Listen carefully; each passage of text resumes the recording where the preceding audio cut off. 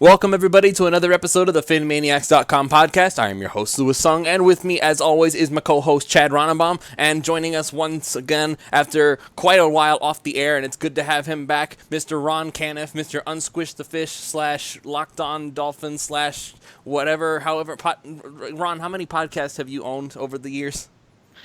I've only owned, let's see, how many have I hosted? I started with Unsquish the Fish. It's still kind of a fun name. Maybe I should just go back to that. And then I did Finn's broadcast with Vero Delfino for a little while. And then I did Locked On Dolphins for a few months, but man, that's way too much work. My hat's off to Travis. And then then I've done PhinManiacs. That's where I've been for a while now. So you've been all over the place, but people miss you, so it's good to have you back. Oh, so sweet. I'm sure that everybody's going to be excited. We're going to say in big flashing neon, Ron Canniff returns. That's right. I have a tendency to disappear in spells, don't I? Mm-hmm. So good to have you back, and it's good to be able to talk some Dolphins football with you again. We're going to have some, even though it's the off season, there's still plenty to talk about because whenever we get a new voice in here, it just means new opinions, which means new discussions.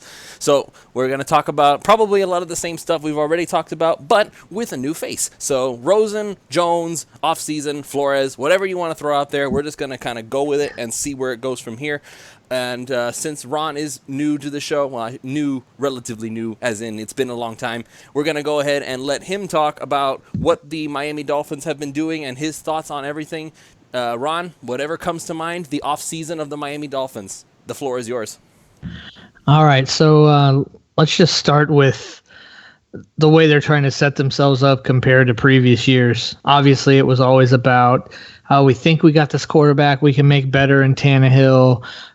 So we've got a couple guys we've drafted that are kind of, they're kind of okay. They're decent. Maybe Parker can develop into this. We like Drake, so let's go get a bunch of 1-2 year vets along with maybe one or two big contract type free agents, and I think we can put this together and make a playoff run.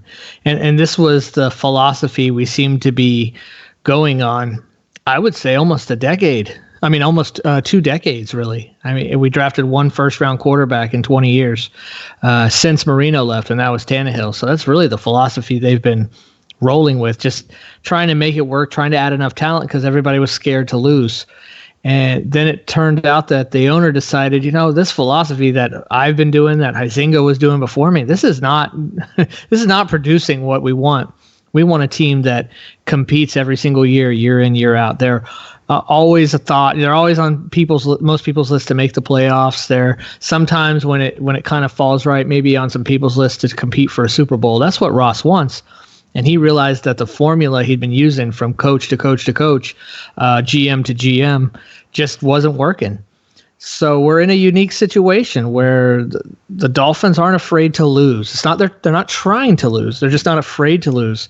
Gives them a really good game plan to be able to do what they've been doing, and that's let's let some free agents that aren't going to be part of the story in a few years fly. I miss Wake. I loved Wake, and I think he's going to have a good year in Tennessee. But let's face it, he's not going to be part of that situation. Let's let some of these 2-year guys fly.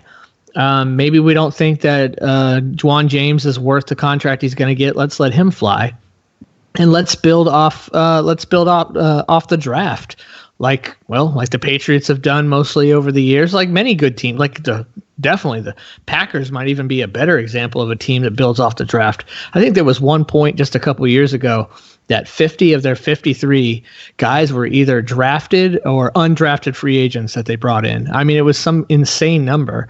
It was very impressive. That's how some of the best teams usually go. I mean, New Orleans, I understand that they didn't draft Breeze. I get that. It was a unique situation. Breeze should have been a Dolphin anyway. But since then, they mostly feeding through the draft, and just the better teams do that. But here's the thing: you're never gonna really build a team doing it with 5, 6, 7 draft picks a year. I just don't see that being a possibility, and that's not the philosophy that certainly the Packers have gone with, and that's definitely not what the Patriots have done. They try and set themselves up with 10, 11, 12 picks because you're going to get some duds. You're going to miss some picks. So if you get 10, 11, 12 picks almost every year and You find 4 or 5 guys that can maybe eventually start in 2 to 4 years, and you find another couple guys that can kind of contribute here and there, and then you find in there somewhere you're more likely to find somebody that's really going to flash, that's going to hit. I get that the Patriots have Brady. I understand that. I understand that the big equation that'll bring me to my next point is, for all of that to work, you need a quarterback. So you can do all of those things and do them masterfully, but if you don't have the quarterback, it's still not going to get you where you want to be. So we got to find that quarterback and got to see if Josh Rosen is the guy.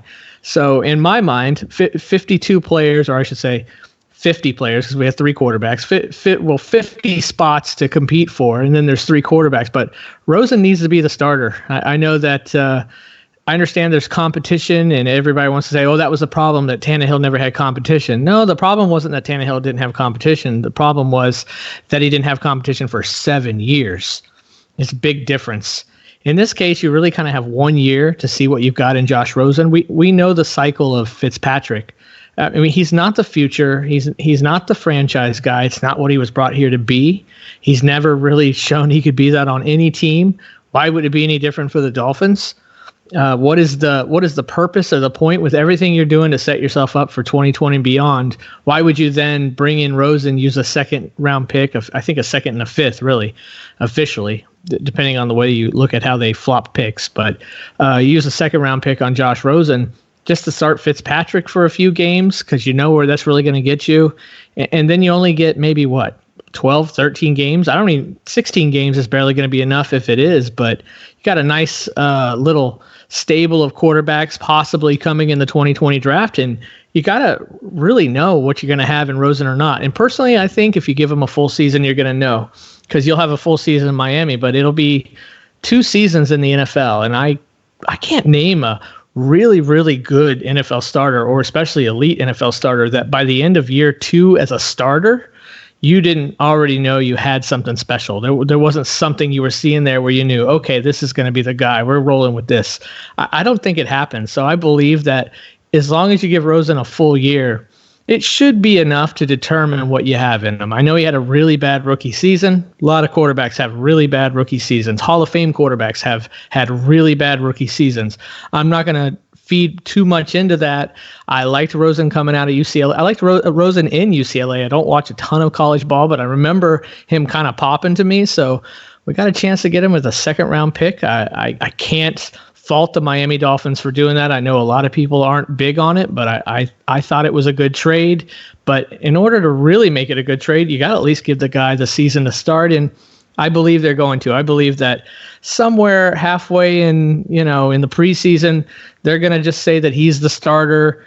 I don't think the team is going to freak out that we're not starting Ryan Fitzpatrick.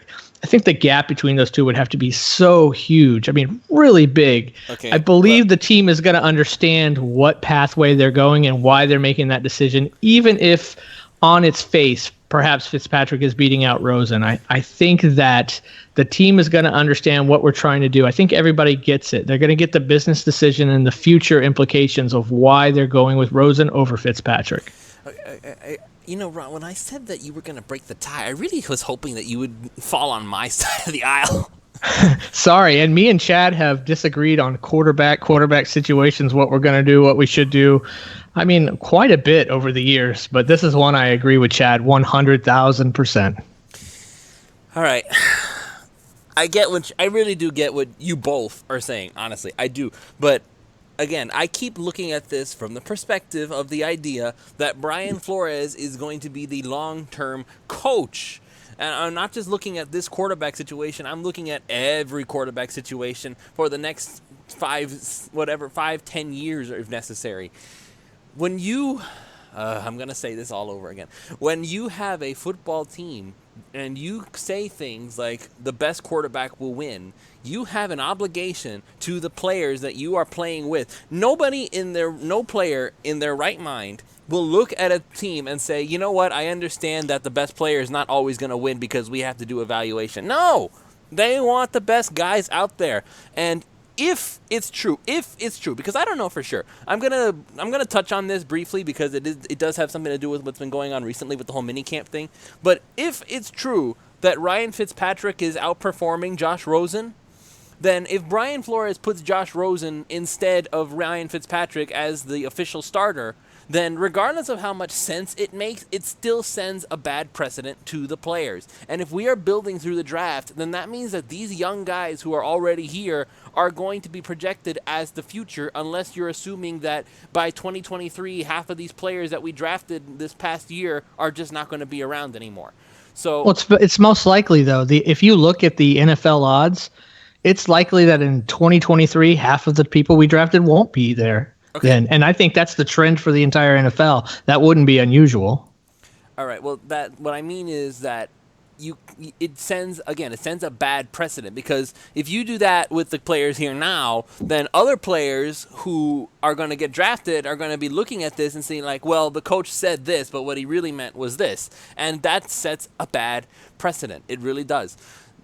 Adam Gase said that doesn't matter what happens, Ryan Tannehill is the starter. Doesn't matter what happens, this player is my guy. It doesn't matter what happens, even if he's not good, I am going to make sure that it's my guy who is in charge. So that soured the locker room so badly that it reached a point where players literally were quitting on the coach and the team. And now, Rashad Jones, we're about to ship him out for whatever we can find so that we don't have to deal with the drama of him being all upset over everything. Now, we're going to start this over with Brian Flores, who literally is a rookie head coach who's never done this before. We're already going to set him up to have players looking at him suspiciously, saying, well, Ryan did better than Josh did in minicamp, in OTAs, in training camp, in everything, and somehow Rosen still manages to be the starter. It's not that they don't like Josh. I'm sure that they like him fine, and I'm sure they think he's a great quarterback too, just like Ryan. But the idea is that if it's truly may the best man win, then it doesn't matter who is the younger or the more franchise potential guy. That would be like saying, we're still going to let Devontae Parker be the fourth wide receiver or whatever because he's Devontae Parker, even if Preston Williams and Bryce Butler and whoever else you want to throw out there actually perform better than he did. Yeah, but here's the thing, and that's why I said the NFL, the locker room's they're going to understand the reasons behind it when it comes to the quarterback position. Like, I'll ask you this. Do you think Tyrod Taylor likely beat out Baker Mayfield last year? Not even close. I thought Baker should have started from the beginning. Exactly. So why did they put in Tyrod Taylor? Because Hugh Jackson's an idiot. Yeah, exactly.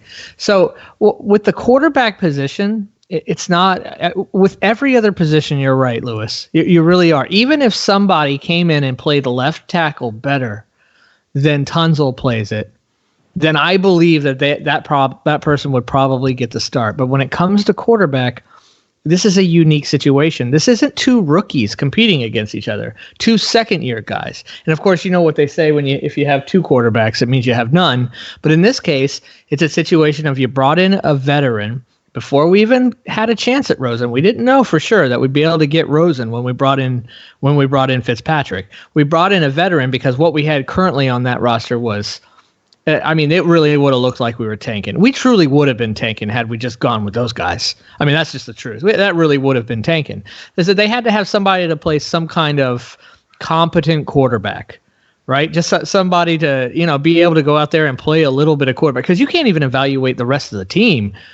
If with the guys that we had, it would have been impossible. We couldn't evaluate them through camp, through minicamp, through the preseason with what we had. So they had to bring in Fitzpatrick, but then they got this opportunity to get Josh Rosen, and it changed the dynamic.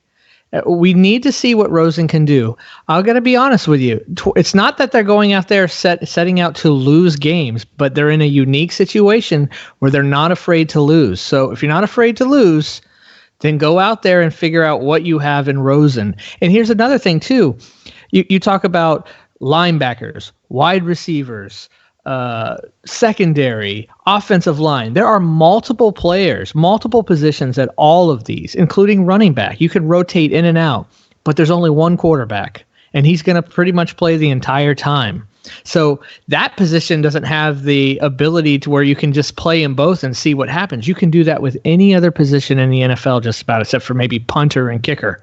You can do it. You can't do it with quarterback, though. So in order to see what your quarterback has to decide, is this guy going to be able to bring us to the future or not, since we are clearly trying to build this thing for 2020 and beyond. I mean, that's obvious. You have to start Rosen in my mind. You really do. Or you're not giving him a fair chance, because he almost already only giving it maybe a year, may not be getting a fair chance just a year. I personally think we'll know after this year, because he's not a rookie. This will be the end of his second year. I think we'll know if he's got it or not, personally. But I don't know how the team will feel. The team will see him more than we do. We'll just see him 3.5 hours a day on Sunday. The team's going to see him every single day, all day. They're going to know for sure, I would imagine, by the end of the season. But you really should give him the whole season. That's only a fair chance. I mean, Fitzpatrick is not here to be the franchise quarterback, and he's not here to try and bring us to the playoffs in 2019. Absolutely not. I just don't see that. So I don't think it sends any weird message to the team. I mean, I didn't see the Browns revolt on them because they started Taylor over Baker. Now, eventually, maybe they would have. So perhaps if you started Rosen and he was just god awful. I was about to say for like 4 or 5 weeks. I mean, the guy was just horrible for 4 or 5 weeks. I mean, he's out there playing like he did last year or worse. Okay. Then you might have to say, all right, well, we're going to have to put in Fitzpatrick. And then maybe even then we'll know, Rosen, you're just not the guy, brother. And we'll kind of already know early in the season, well, guess what? Guess in 2020, we're probably drafting a quarterback. I mean, that I'm fine with it. I don't see that as a negative thing. I mean, we're going to have to be patient with this. This is not about 2019. It's about finding the right quarterback so we can be competitive year in, year out, because only the teams with the really good quarterbacks and that are run very well can do that. They're competitive every single year. I'd like to know, I'm sure Atlanta would be a good example. We could have had Matt Ryan. We drafted Jake Long instead. Like, if we had Matt Ryan, I wonder how competitive we would have been year in and year out. Atlanta's stayed pretty competitive. They've probably run that organization and added talent to that team better than we have over the years, though. But, I mean, you show me a good quarterback, and I'll show you a team that is competitive, trying to make the playoffs, should make the playoffs, or in the playoffs every year. Russell Wilson, Drew Brees, Aaron Rodgers, Tom Brady. I mean, there's others. Cam Newton, usually they have some off years sometimes, but they're usually in the thick of it. They're usually heading for it. You get outside of the top 10, and these teams are hitting and missing the playoffs off and on, half the time, less than half the time, having bad seasons. You got to find the quarterback, man. You got to do what you need to do to find a quarterback. And if that means we start Rosen over Fitzpatrick, that's what we should do. All right, fine. Question for you both, because since we're going to be going here. You say, Ron, that it's not about 2019. I agree with you. I do. I don't think it's about 2019. Even though I'm saying, I am not looking at this year either. I am looking at the future.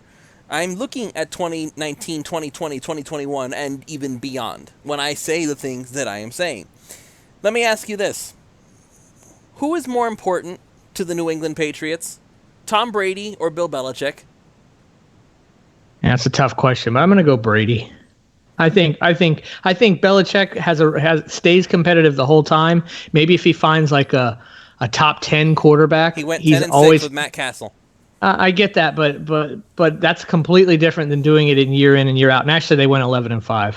But there you go. Yeah, but that's different than doing it year in and year out. They were a very, very, very, very good team at that moment. They also had a very, very, very soft record, or I should say, soft schedule that year too. It was actually one of the easiest in NFL history, as did we that year, which is part of why we were also 11-5. But that's 1 year. And yeah, he's shown that he can do it with other quarterbacks, but I believe it's Brady. I don't think that they do what they do for, how many years has it been now? 17, 18? I don't know. I don't think they do that for that long without a quarterback like Brady. That's my personal opinion. I think that Belichick would be he'd be a very good coach. He'd probably be very competitive. He'd probably eventually found a good quarterback.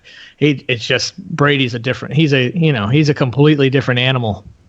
I mean, it's hard to know for sure, too, but I just don't think one season sample and then a little small bit of a season for 4 games when Garoppolo played. I don't know if that's enough sample size for me to say that it isn't Brady. Do you think Tom Brady would have excelled the way he has in New England if he was in Green Bay? Wow, that's kind of like the argument about if Marino had gone to another team, would he have been as good or would he have been better? Yeah, my next question was who was more important. That's always a fun game to play. What if Rodgers went to Miami? Would he have been Aaron Rodgers? If Tom Brady had gone to Green Bay, well, I mean, Green Bay's shown that they can do it. They can put talent around. They can build it through the draft. But yet they have I don't know. That's kind of a bad example. Like, what if he had gone to? It's not a bad example. It's a perfect example. Because what if he had gone to Buffalo? That's more the question. If Tom Brady had gone to Buffalo, what has Aaron Rodgers done in Green Bay? He's won one Super Bowl, and with all that talent that you say they've put around him, how many times has he gotten even back to how many times have he even gotten back to the championship game? Forget the Super Bowl, just their own conference championship. Yeah, but put it to you this way: how many times are they in the thick of it? How many times are they in the playoffs? Not as often as it seems.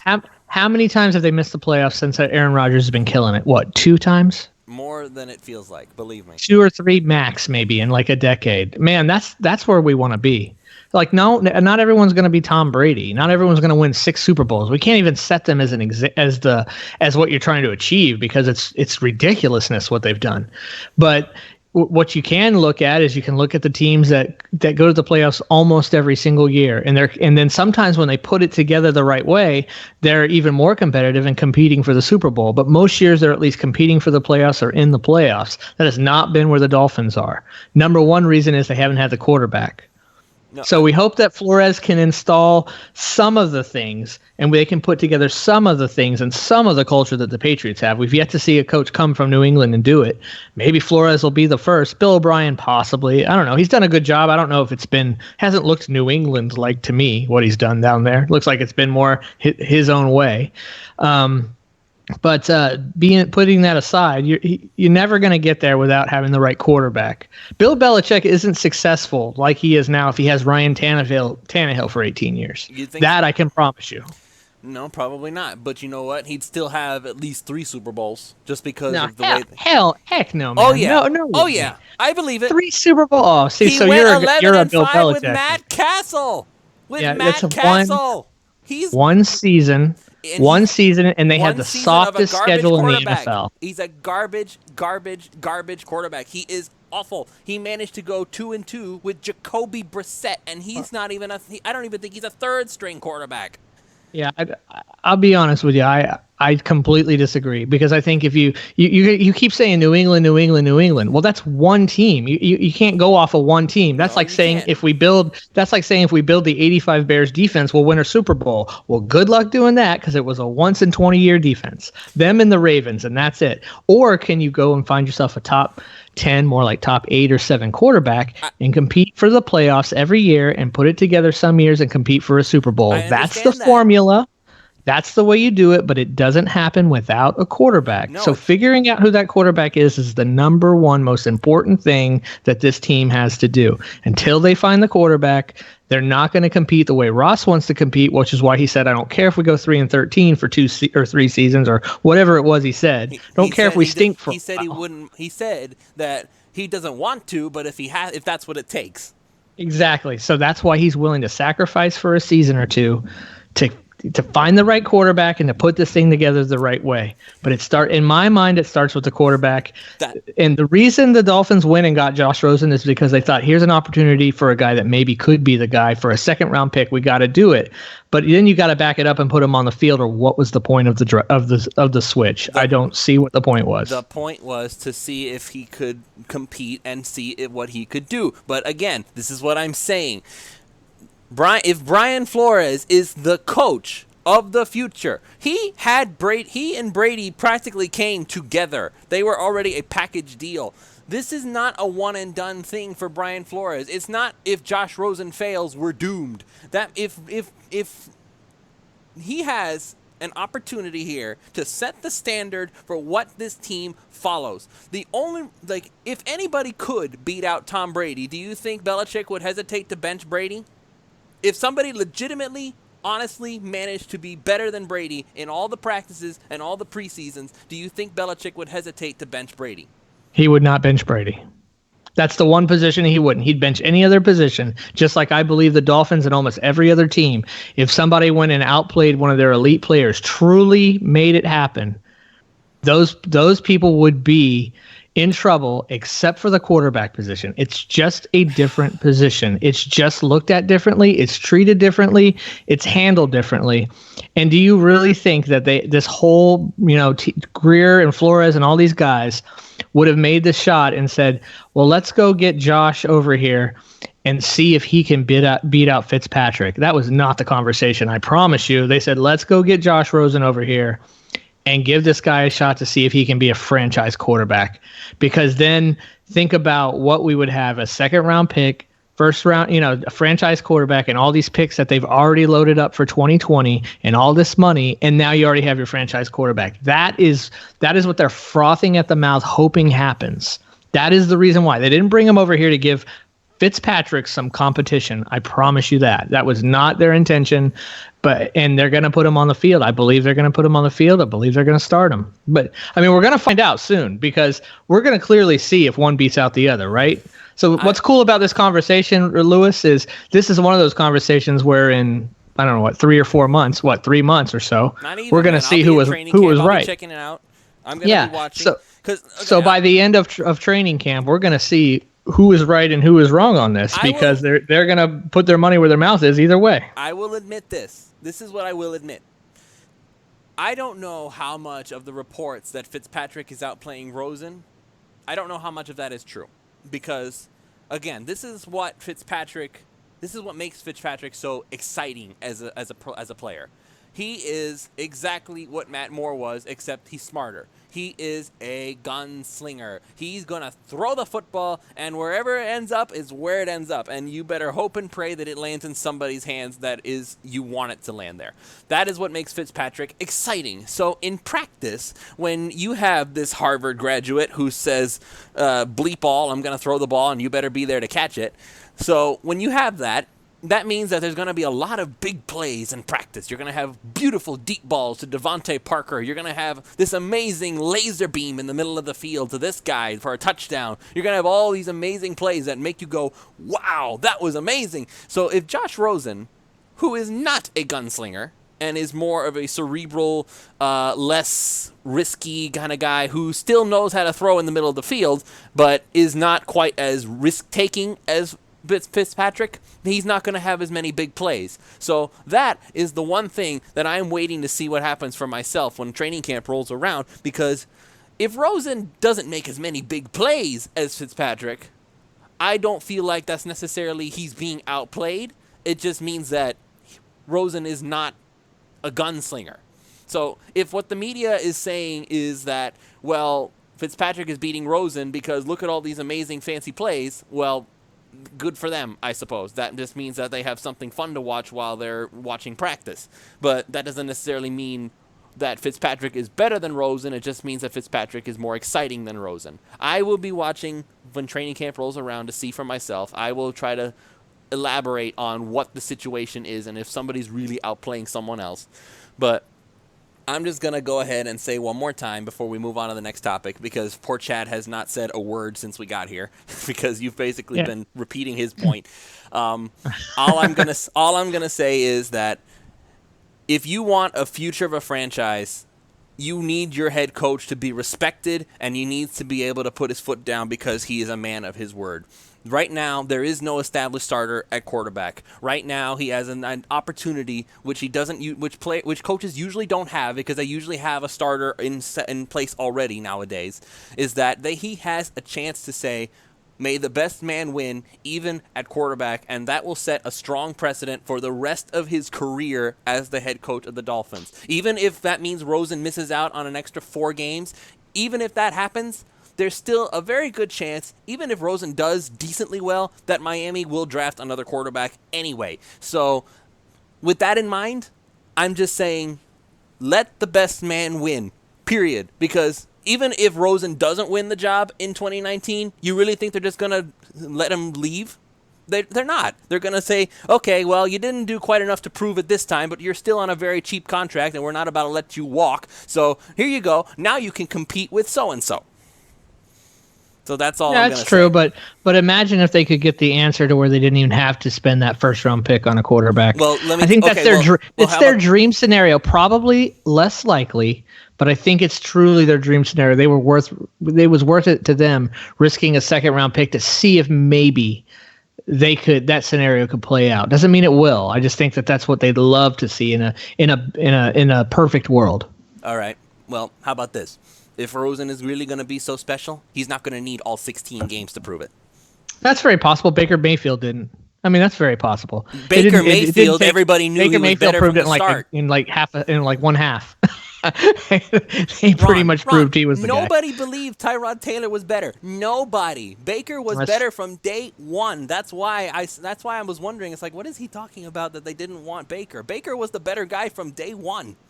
That was it's true, I honestly don't think that Josh Rosen is as good as Baker Mayfield. Neither do I.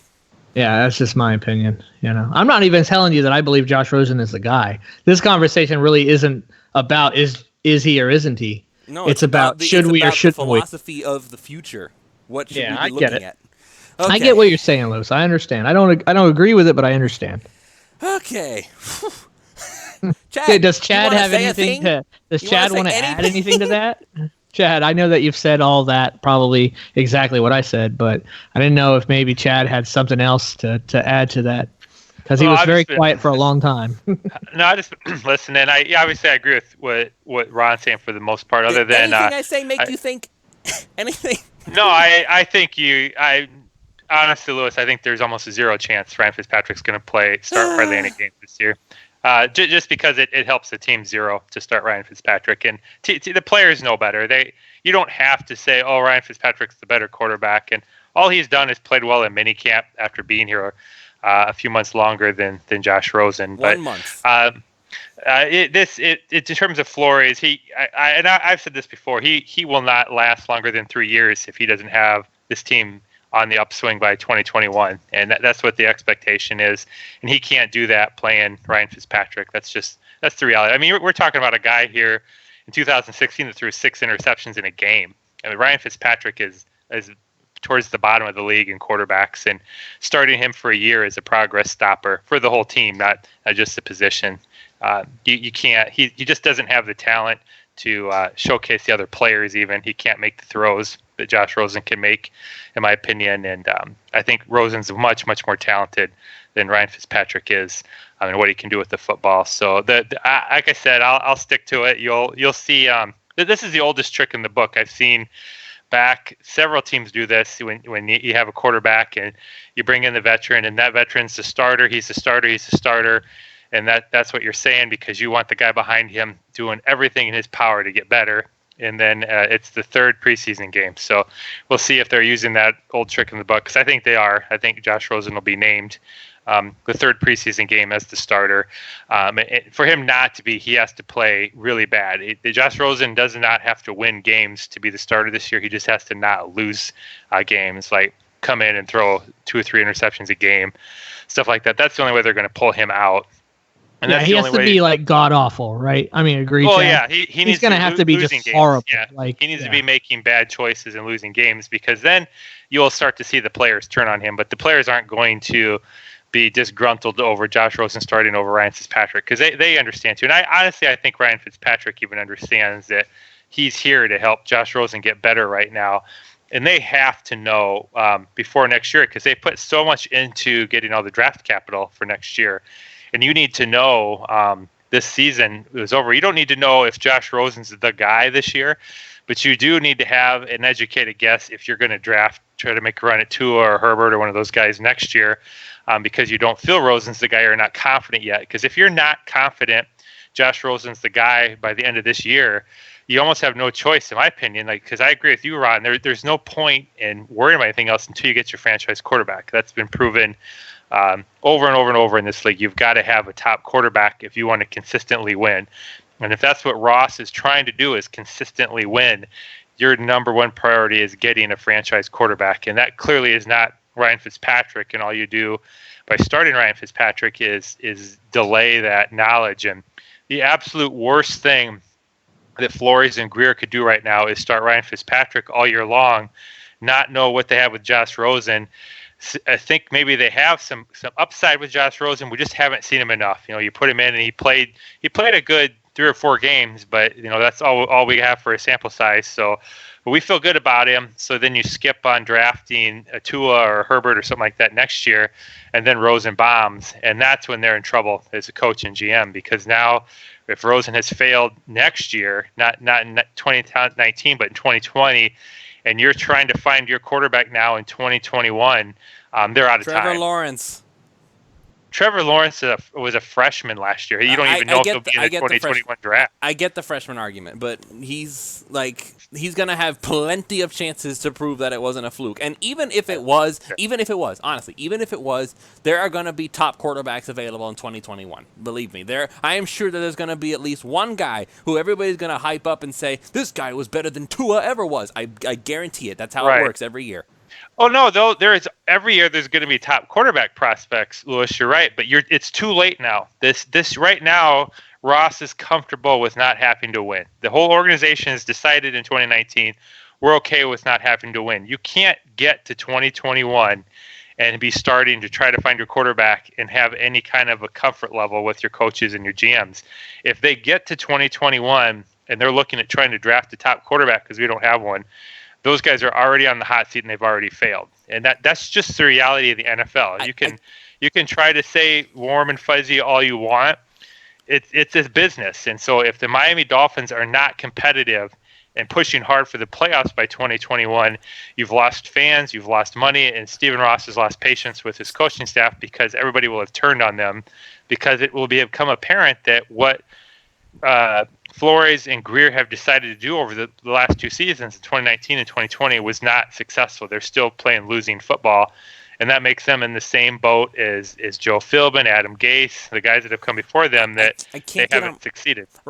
Chad, you know why I can't get on board with that? Seriously, this is the problem that I'm having with this whole idea, because we're basically saying that even though Ross has acknowledged that losing might be necessary, even though Ross has acknowledged that if he has to, they'll go 3-13 until they get it right, even if he has acknowledged that he is willing to be patient and wait for the thing to be done right, you're still telling me that Flores gets 3 years, and if he's not competing for Super Bowls by then, he's gone. I can't, man. That just doesn't make any sense. That'd be like saying I'm not saying they have to be winning a Super Bowl by 2021. I'm saying here's the reality, Louis. It almost always. I can't even think of an example where there was a quarterback as a rookie that was really competitive unless he was on a stacked, really, really good football team. Like you can maybe use an example like Ben Roethlisberger, but when he was a rookie, the Steelers had a very good football team that he was put on. Most rookies struggle, and that the narrative that Josh Rosen was terrible last year really isn't that true. He wasn't any worse than Josh Allen or Sam Bradford. They weren't on very good football teams either, and they didn't have very good statistical years either. But it takes 1 to 2 years minimum. You have to understand, if you start a rookie quarterback, you're losing for a year. Would you agree with that? That pretty much if you're going to start a rookie, the chances of you having a successful football season is pretty low. Would you agree with that? You starting a rookie, you're probably not going to win? If you're talking about quarterback? Then yeah, I'm saying if you draft a guy and you start him the year you draft him, the chances that your team's going to be very competitive is low. It really depends. I mean, Russell Wilson was a rookie. The Seahawks did pretty well. RG3 was a rookie. They did pretty well. You're talking about a very good football team. The Redskins with RG3? No, the Seahawks. The Seahawks had a very good. The Redskins, RG3 didn't do anything. They made it to the playoffs. Yeah, but they didn't do any. That was not a competitive football team that was making a push for a Super Bowl, and he was already within a year. He was done. He was done because he got hurt, not because he was bad. And you're talking exceptions. I would say if you went through every team that started, right? I'm saying though, but you're focusing on an exception that's happened with a player who had a decent year for a year as a rookie. I'm saying if you took all teams that started a rookie quarterback since say 1980 or 1970, I would say 80 I wasn't 80 even to 90%. developing eyelids yet. I don't know.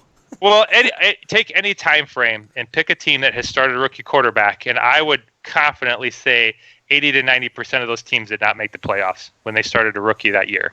Whoever that was, Peyton Manning, that it's just not very common. And the teams, I'm making the point, the teams that did had pretty good football teams already around them, veteran teams that were already winning and in the playoffs. The reason I'm bringing all this up and making that point is if Miami is getting a rookie quarterback in 2021, now you're in year 3, and you're probably not going to be very successful in year 3. And so now you're getting over to year 4 with Flores and Greer. It's not even 2021. Now you're in 2022. That rookie quarterback has got to hit or they're gone. They've lost their window. And that is the truth of the NFL. You look at the teams, you don't get to lose for 3 or 4 years and keep a job in the NFL. You just don't. Sometimes I mean, unless you're the Bengals. That's what I'm about to say, Marvin Lewis. But again, there's the exceptions. Again, if you took all coaches, just like I'm saying the quarterback, look at every team and look at coaches and give me a coach that's lost 4 straight years that's not had any success prior, and I'll bet they're gone. They're gone. That's the reality, because people forget about the pressure involved. You get the owner who's seeing empty seats in the stands, and the longer you're bad, the less people attend your games, the less merchandise sells, the less primetime games you're getting. And Stephen Ross wants to be relevant right now, and going 3 or 4 years without being relevant is not going to work for him. By then he's going to need to make a change, because you're going to get fans. I mean, you guys have seen this year in year out. When you lose, the fan base turns on you. It's very fickle. And so if your fan base turns on you, they're basically going to say, I'm not going to come to the games. I'm not going to watch the games until you give me a team that's worth cheering for. Yeah. You can't continue to lose for an extended period of time without feeling that pressure start to mount over and over and over, because if you don't provide winning football, you got to do something new. You can't march the same owner, or same coaches and same quarterbacks and stuff out for 3-4 years and be losing, because the fans have already lost faith in them. And so you're under the pressure that I want to sell tickets. I've got to put something new on the field to excite everybody. And that's just the nature of it. So the reason I'm going all this long-term out is Ryan Fitzpatrick, you're thrown in a year of not even knowing where you're at. And they've got to know that this year. Not a whole year. Do you really think Ryan Fitzpatrick is going to be Fitzmagic for the whole year? Let's put it this way. Even if Fitzpatrick... If Fitzpatrick doesn't play like his first 3 weeks of the year like he did last year when he got the nickname to begin with, if he doesn't play like that all year long, how long do you think he'll be playing? For real. Well, I don't. That's why I don't think you can play him. I don't think he can sustain a good year. He never has throughout his whole career. Right. So when he inevitably fails, then you put in Rosen, and the message has been maintained, and you still get to evaluate him. I don't think you have time for it. And another reason for that is the schedule. Miami plays the majority of their games. I think the first 7 games are all at home but one with a bye week mixed in there. And then the second half of the season is almost all on the road. The end of the season is brutal. Like we're in like Buffalo and New York twice. And I personally want to evaluate Josh Rosen. I want to give him a chance to build up. I want to give him a chance to get better week in and week out. And there's no better way to do that than to put him in the starting lineup in your home games early on in the year. You'll be at home. You'll have the crowd on your side. I think that the players in general, they'll be fresher. It gives him the best team around him to succeed. If you sit there, let Ryan Fitzpatrick go 3-3 or something in the first 6 games, and then when they start having to play on the road and Fitzpatrick throws this 4 or 5 interception game, and then you pull him for Rosen, now you're inserting Rosen in the middle of the year on the road, and that's a lot to ask of a 22-year-old quarterback. All right, now we're going to give you your shot. And I still don't know if that gives you the amount of time you need to evaluate him, because they have got to get the 2020 draft right and quarterback. And they either need to know Josh Rosen looked really good, he's our guy, or they need to know we need to go get a quarterback. Because the other thing I don't like about Fitzpatrick is he's an old veteran quarterback that's good enough to get you some wins. And that's not what they want to do. They want to get Rosen in there and develop him, because Ryan Fitzpatrick getting you 6-10 or 7-9 is exactly the way you don't put yourself in position to even be able to draft Tua or Herbert. Those are going to be like top 5 picks. Yeah, you might as well have just kept Tannehill if you're going to do that. Yeah, you can't afford to miss there. And that's why I'm trying to point out the time frame is that if you have not got that quarterback by the start of the 2021 season, we're not in this position that we're in right now. Right now, we can absolutely, our coaches have just got here. They've got this window to start developing players, build their team. And that window is gone if you lose 3 straight years. And 2021, they have got to be a competitive football team. They don't need to be winning the Super Bowl or just be dominant. But this team needs to have, 3 or 4 players that are Pro Bowl players already by 2021. And we should have our quarterback position pretty well figured out by 2021. And right now, where I'm at, if you don't know for sure what you're doing with Rosen, then you have got to make that move to get another quarterback to ensure you've got another chance on the roster for that franchise quarterback. And that's going to be expensive unless we lose the majority of our games this year.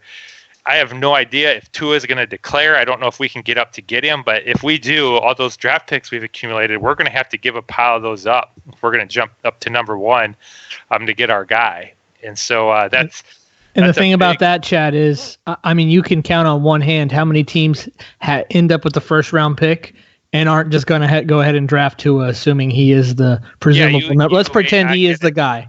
It's a very few list of teams, small list of teams. It would take a team with a really good quarterback where that quarterback suffered an injury and their team fell apart. Right. It's the chances of that are so slim. It's going to be so if we don't get the first overall pick, likely we wouldn't get Tua anyway. But there's some other good quarterback prospects that we still have the same decision to make, and we still may have to jump up a little bit to try and get them, and like you said, use a lot of that draft capital.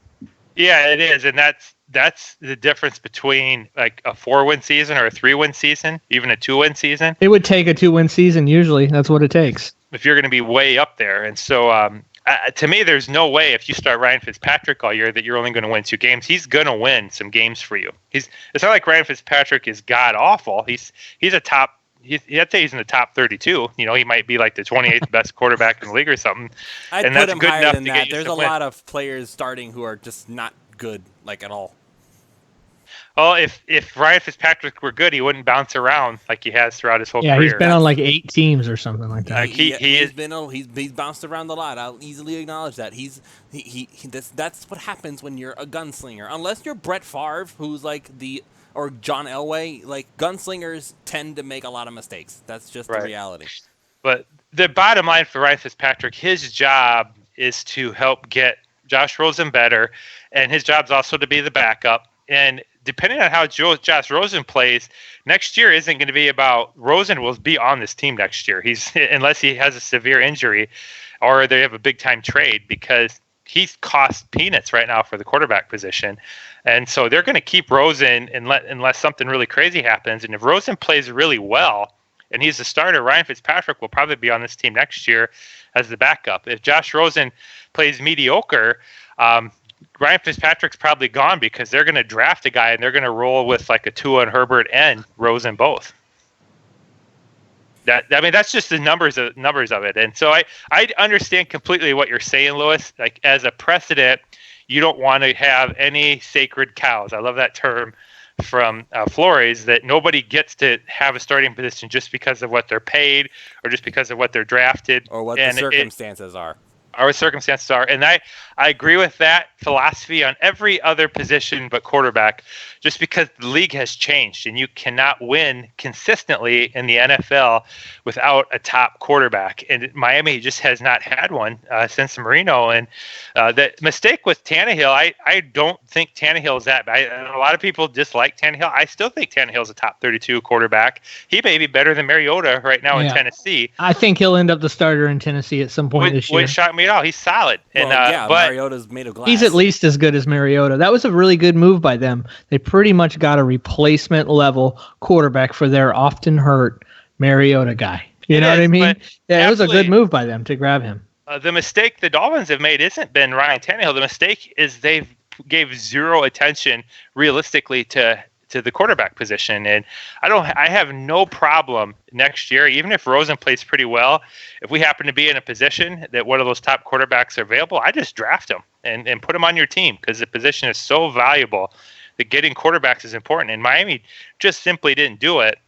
And I mean, wow. I mean, thinking about, I would have fired Gase in the GM first year Tannehill got hurt, because when Tannehill gets hurt, we have Matt Moore as our backup, and the first thing we do is we have to go pay Jay Cutler $10 million. I mean, that's telling me that we didn't even have a serviceable player. They didn't view Matt Moore as a serviceable player that year, so we went and immediately grabbed Jay Cutler. And so to me, I was like, wow, that's Moore's like arm was zero. gone, man. He couldn't do it.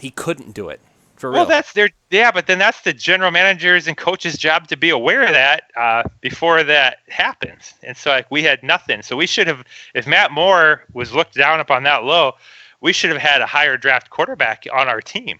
I mean, I still look at when they drafted Dan Marino, this is a team that just was in the freaking Super Bowl when they drafted Dan Marino. And we had David Woodley, who had been on the team like a year or two, and helped lead us to the Super Bowl. We also had an old Don Strock, like a lot like a Ryan Fitzpatrick is right now, and they didn't have any problem pulling the trigger and grabbing a number one quarterback at the time, and that was definitely not an area of need, I would say, at the time. So I think so many teams, and Ron hit this on the head, that are afraid to lose for the reasons I just said. You do not have a big window in the NFL if you lose. It's really hard to keep your job as a general manager or as a coach if you have 2 to 3 losing seasons in a row. Definitely after you've had 3 losing seasons in a row, you're on the hot seat front and center, because there's always some shiny new coach out there or some shiny new quarterback that's a free agent or a draft pick or something that's they're looking at replacing you just to appease the fans.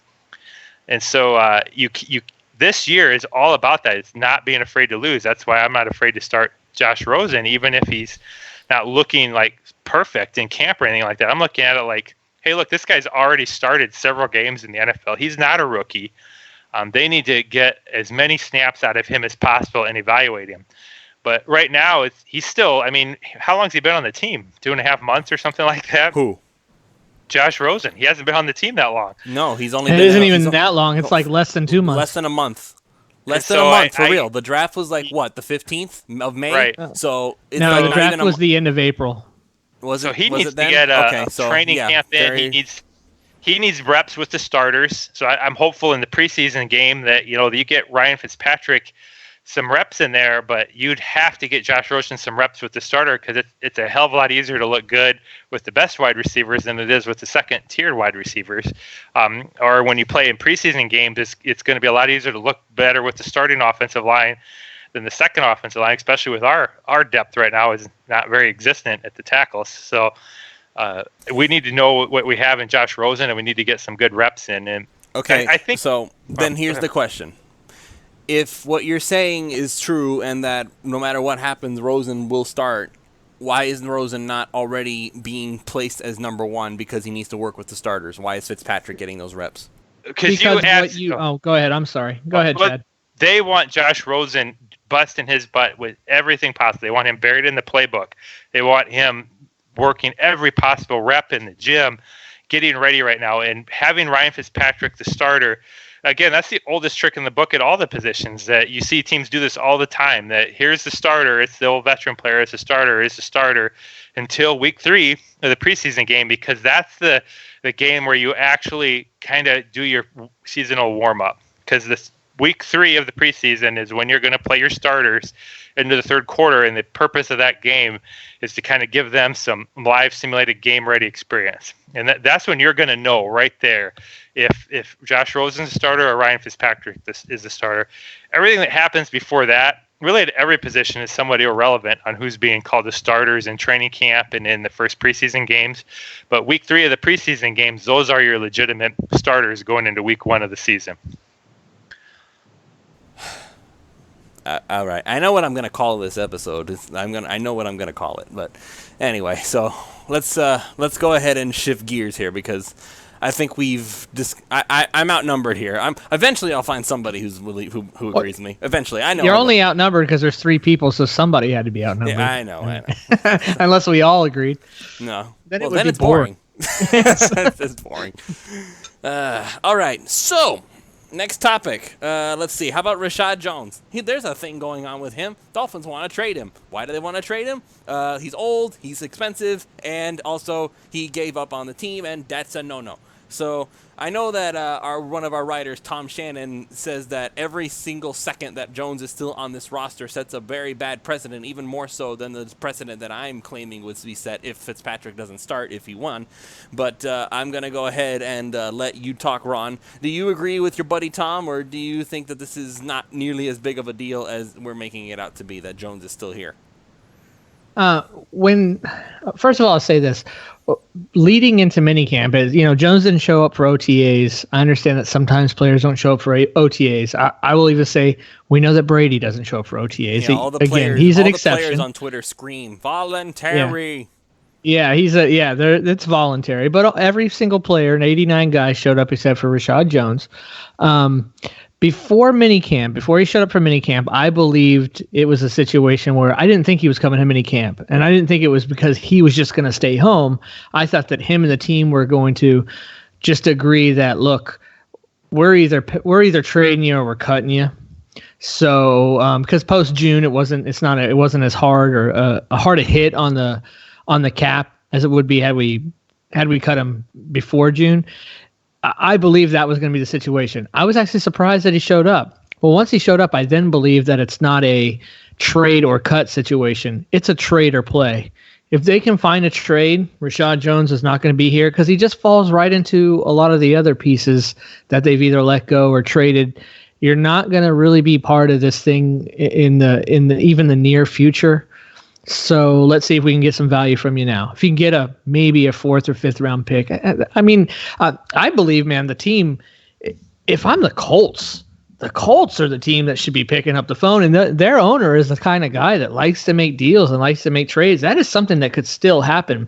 But the fact that it hasn't now makes me think that if it's going to happen, it's obviously not going to be until sometime during training camp. It's going to be a trade or stay. As far as what Tom Shannon wrote about, it's setting a bad precedent that he's still here. I believe that the coaches have a good feel for the locker room. It almost kind of feeds into what we were talking about with the quarterback situation, starting Rosen over Fitzpatrick, even though if you kind of watch the play, it looks like Fitzpatrick might be better right now, but everybody knows what you're doing. I believe that they'll have a feel for the locker room and what the other players think. If they felt like this was going to set a bad precedent with those players and how they felt about Jones, what happened last year, which this coaching staff wasn't even here to witness it, so they don't even really know. No, but I think that they would have gone ahead and told him to stay home for minicamp. We're not bringing you in. We're cutting you or we're trading you. But because of the fact that I have a feeling they had a beat on the team, they had a beat from the players, they probably just got a feeling, talk to their position coaches here, players talk, they're listening, and they're thinking, okay, we can bring this guy in, he can still play and can still contribute this year if we can't find the right trade partner for him. Because you can't trade everybody. You can't trade every single player that you don't think is going to be here in 2 years. You got to still be somewhat selective. And I think with Rashad Jones, they're just trying to see if they can find a trade partner to get some value. If not, they'd still like to have him here because he does add value to that unit. And he does still help Minkah Fitzpatrick learn the safety position. I don't know if he's going to help him, but corner. That might be their thought process. I don't know. We'll see. And we don't truly know. We really, truly still have never learned what exactly happened in that game last year. We honestly don't know. And again, that seemed to be his beef with the old coaching staff. And that coaching staff is gone.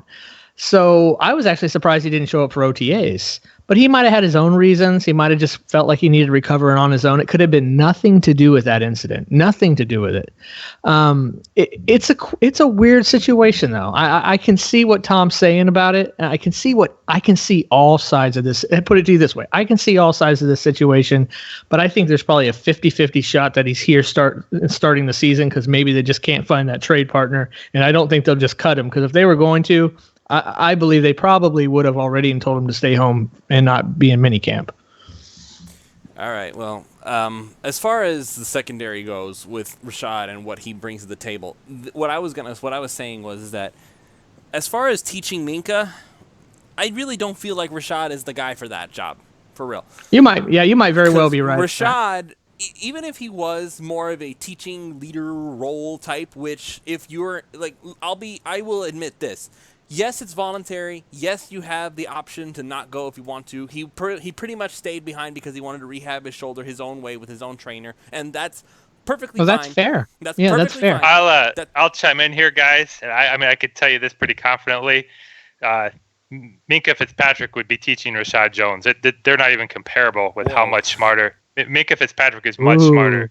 I'll say that to Rashad Jones' face. It's not even, listen to Minkah Fitzpatrick No, you wouldn't. talk. Oh, you're not gonna tell that to his face. Well, he can awesome. he can I'll believe say that or not, but I've watched Rashad Jones below coverages. I watched Minkah Fitzpatrick tell him to cover Andrew Luck one-on-one last game, and I watched Rashad Jones ignore him. Oh, Minkah. I thought you meant you. No, I'm telling you right now that Minkah Fitzpatrick would be teaching Rashad Jones defensive schemes right now. And I'm not meaning that to be saying Rashad Jones is really dumb. I'm saying Minkah Fitzpatrick is unbelievably smart at defense. If you ever watched him cover film, what he knows, there's a reason he can play corner, and there's a reason he can play either safety position. He's extremely knowledgeable football-wise. And they're not even comparable on what they can do on the field in terms of understanding defensive schemes. And Minkah Fitzpatrick will run that defensive backfield this year. I have no doubt about that. So, again, I was just chiming in that at this point in their careers, Rashad Jones is not mentoring Minkah Fitzpatrick. And I believe last year the reason Rashad Jones was upset, if my memory's right, is Minkah Fitzpatrick was inserted in the starting lineup instead of him. And that had to do with Rashad Jones not being in the right positions for the coverage schemes. And they're going to be much more complex this year. What Flores is doing, it's going to be way more complex than what the defenses were doing last year in those defenses. And I don't think there's any animosity. I don't think the coaches dislike Rashad Jones. I don't think he dislikes them. But he just doesn't fit in what they're going to be wanting to do on the defense. He's a much more instinctive, reactive player. And I think they've made it known he's up for trade. I don't think they're going to give him away cheap. I don't think they're going to cut him. And I think he may move in training camp if there's a big injury on another team or the players they have aren't panning out the way they like. But it wouldn't shock me at all that we see him get traded in season as we go through the season if there's a big injury. And that will happen. There'll be a team that needs a safety, and there's no doubt Rashad Jones, he's going to be great physical shape, and there's no doubt he's still close to Pro Bowl caliber strong safety at all. So I mean he's in that ballpark still. So he has trade value. I want to say what is he, 31? I don't know how old he is for you guys, but it's not like he's in the last year of his career. He probably has a good 2 to 3 years at least left on his tread. Yes, so he turned 31 on February 25th. Yeah, so he's still a very talented football player, and that probably sounded a little harsh on the cognitive. I'm not saying he's not a bright defensive back in the NFL. I'm just saying Minkah Fitzpatrick is exceptional, and you don't need to mentor him anymore at this stage in his career. Yeah, okay, so just to be clarified, I thought you said that you would tell Rashad to his face. I'm like, no, that's what I thought you said, just so we're clear on that. But no, I mean, I suppose if I was face to face with him and he was going to beat me up, I'd be a little more careful. But to me, that's blatantly obvious that Minkah Fitzpatrick is way, way ahead of Rashad Jones, and he didn't do himself any favors not showing up to OTAs. But Minkah, like I said, you guys, if you ever want to find something fascinating, YouTube some video of Minkah Fitzpatrick covering film, when he was still at Alabama, and he was describing how he knows where to go in coverages and stuff like that. This is not a guy you just put in a spot and tell him to cover somebody. He's extremely smart football knowledge. I can see where that's going. So yeah, that's perfectly fine with me. Minkah is perfect for this New England-esque defense that they're trying to put together. And actually, I actually did something today where I was writing up I wrote up a story about what the Dolphins will be doing as soon as Rashad Jones eventually does get shipped out, because we know he's not going to stay for long. Whether it's this year or next year, he's not going to be here much longer. So, with that in mind, the Dolphins have a unique situation here where T.J. McDonald is essentially the same guy. He's the same player as Rashad. He's just been stuck out of position because you can't have both guys playing the same role on the defense. One of them has to be staying back in coverage while the other one gets to do what they're really good at. So whether it's McDonald or Jones, one of them has looked awful because one of them has been playing out of position. So once Jones is gone, McDonald can go back to doing what he did back in with the Rams, which is when he made a name for himself in the first place. The Dolphins didn't give him a 4-year contract while he was still suspended just because they really liked the guy personally. They gave it to him because we know this guy can play. So, but the thing is that with Jones, I get that they're in tandem and they can both kind of play free safety, but neither of them really are. Rashad is listed as a free safety on the Dolphins roster. That is a lie. He is not a free safety. He is a strong safety. He plays in the box. He messes things up in run defense. He is a physical player that well, if he's doing it, then that means TJ McDonald has to play back, and then he looks bad, and everybody hates him because he looks bad. Boo, this guy sucks. No, it's just that you have one guy playing out of position while the other guy gets to do what he's actually good at. So with Jones gone, that means McDonald gets to be the strong safety, and maybe Minkah gets to play free safety. I'm honestly not sure about that anymore, because if you recall the report that Minkah was getting shots at slot corner and Bobby McCain was being looked at as a free safety, like as the roaming guy in the backfield. I think that's Flores stuff there. And you just got to keep in mind, all those are names: free safety, strong safety. It comes down to what can you functionally do as a responsibility on every single defensive play call. And you're absolutely right. Minkah is going to be extremely valuable for Flores, because Flores has actually even stated this in his press conference that you're not going to know what Minkah is doing when you come out to the line of scrimmage. He may look like he's playing safety, but again, what can he do? And Minkah can line up on any receiver in the NFL and play him man-to-man as a corner. Very few guys can do that and play safety and be very strong tacklers. So that's what makes Minkah very special. But the reason they're doing that you're seeing Bobby McCain get some reps in it, safety, is they're probably going to do that to confuse quarterbacks from time to time. And you may see the quarterback come up and he may be identifying that Minkah Fitzpatrick is the safety and Bobby McCain is the slot corner, but then suddenly Bobby McCain's dropping back into center field and Minkah Fitzpatrick's coming up and playing a receiver on the slot. It just throws quarterbacks off a little bit because they're not sure who's doing what. I do think Rashad Jones is a better athlete and has more functional capability than TJ McDonald in coverage. I don't think either of them are comparable to Minkah in man-to-man coverage, but Jones, I really think you're going to see him maybe come out and have some looks where he may identify him as a D-back, but he may actually be playing some linebacker in terms of responsibility, because he is a very good physical, aggressive run defender. And so you might be able to sneak him in kind of in a linebacker and play an extra, you might be pulling like a McMillan off the field and having TJ McDonald play a linebacker role where you're expecting him to pass, but you want to have a player still on the field that's a strong tackler just in case they try to run at you. That's going to be Flores 101. His defenses are going to be very difficult to understand who's doing what. And they're also you're going to see the Belichick defensive scheme where their first thing they're going to do is they're going to try to take away your best player. So whoever that is, if you have a really good running back or if you have a really good wide receiver, that's why Xavier Howard just got paid a big pile of money, because his job now is no longer going to be he's the left corner, he's the boundary corner. No. Xavier Howard's job now is to cover the best wide receiver on the other team all game long, wherever he goes. They're going to force you. The quarterback now has to throw at Xavier Howard if he wants to use his number one wide receiver. So that'll be why that is. And that New England has historically always done that. They always have their number one corner, and that corner is pretty well locked on the number one receiver. And they're very, very good at taking away your best option on offense, and they make you beat their defense using the other guys on your team. So I fully expect that Miami will be doing that same sort of scheme as well with Minkah and all those guys. So Rashad Jones will play in that scheme. He's very talented. I don't have any issue with what Rashad Jones' capabilities are.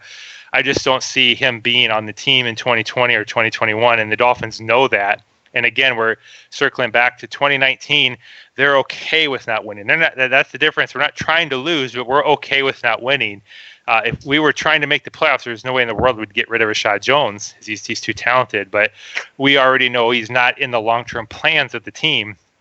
So he's on the market starting, June 1st. He's on the market, and I'm sure they have an asking price in mind. My prediction is it's around a 4th-round pick. and starting from June 1st through October, whenever that trade deadline is, he will be available for that 4th round pick if a team really wants him to trade that pick over to the Dolphins. Yeah, I see. I hear what you're saying, man. I hear you. Man, it's tough out there. It really is. It really is. So, let's see. We covered Jones. We covered Rosen and Fitzpatrick. Let's see. Is there anything else? I don't know. Let's see. We got to go back to Ron. Ron's like the only guy who we haven't heard from this whole time. So, Ron, let's see. Minicamp impressions. How about that? Who's pointing at? Who are you looking at that's making you raise an eyebrow? I'm just really I don't know that Minicamp gave us many answers on many things. It was just a few days. A lot of guys just trying to kind of figure out the schemes, trying to work in a few rookies. Really very vanilla, not near showing their hand. They're not going to even show their hand in preseason or training camp much as far as what they're going to do. I guess overall, I'm just more curious to see this defensive scheme specifically, and even some of the players that we have that we feel are have some talent to them, like McMillan, Baker. Some of these guys, can they find a place in this defense the way Flores is likely going to want to play defense? I just think there's going to be some turnover, specifically in the linebacking position, over the next couple of years. I don't know. I mean, you can't say zero, but I don't know if there's any one specific linebacker I could point to that's definitely going to be here in 2 years.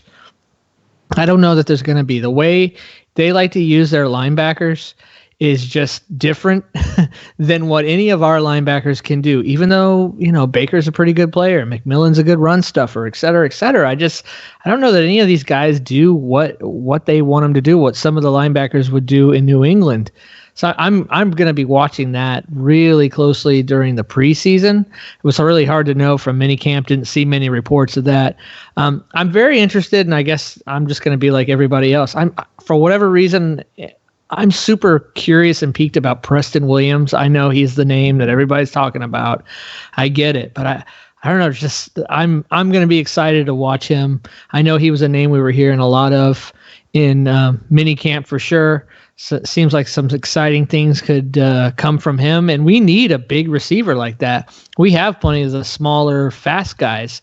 I mean, I don't trust Devontae Parker at all. I just zero. I have zero faith in him. I was very disappointed we re-signed him. I thought it was a waste, and I see people complaining on Twitter, oh, we've got Butler, we've got Ford, we've got Williams, we've got Parker. I mean, how are we going to decide? Well, one way it would have made it easier is just cut Parker.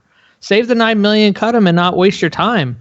But I don't know what the reasons were for re-signing him, but hopefully it's not I don't believe it's such a deep contract that they couldn't just move on if they felt like, we've got the guys we need here for this season, and we want to see them play, and we're not gonna bother to keep Parker because he's just not going to get on the field enough. Because I think I agree with Chad. I believe Chad said this before. I mean, he's kind of like the fourth wide receiver now. He's not the first.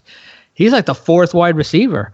So a couple more guys, and I don't think they'll keep more than 5 in this. If they play again, we're always assuming that they're going to do the way New England kind of does. If that's the case, I don't see them keeping more than 5 wide receivers. So, maybe Ford and Williams, or Butler and Williams, or whatever. A couple of these guys pop along with the other 3 that, we're keeping Wilson, we're keeping Stills, we're keeping Grant. I think those 3 are solid. I mean, maybe they do go ahead and move on from Parker, but I'm interested to see what Preston Williams can do for sure. I'm really, really interested to see a couple guys that can, if assuming Flores and this coaching staff is as good as we think they are, let's just pretend for a moment we know that. Does it make a difference with Charles Harris?